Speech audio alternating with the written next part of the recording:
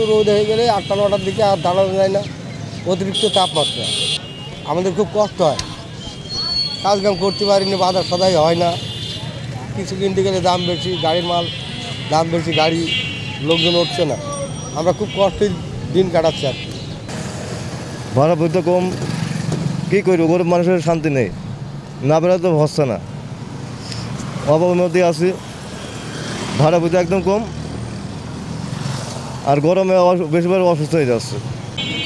Van চালাতে গেলে অনেক তাপ কষ্টে, যত পানি খাচ্ছে তত পানি পিপাসা লাগছে, গাড়িতে মাল থাকলে দেখা যাচ্ছে পাউরুটি আছে, পাউরুটি গরমে নষ্ট হয়ে যাচ্ছে, অনেক সময় অনেক দোকানদার অনেক মাল ফেরতও দিচ্ছে গরমে।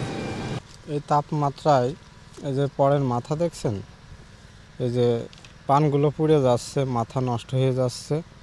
আপনার অতিরিক্ত তাপের কারণে এই যে পরগুলো মনে করেন যে ক্ষমতা কম হয়ে যাচ্ছে, যার কারণে ফলন কম হচ্ছে।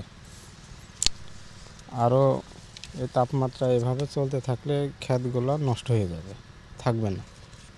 পানি মনে করেন যে আপনার প্রতিদিন একবার করে দেওয়া লাগে, না দিলে এই পরগুলো নষ্ট হয়ে যাবে, থাকবে না।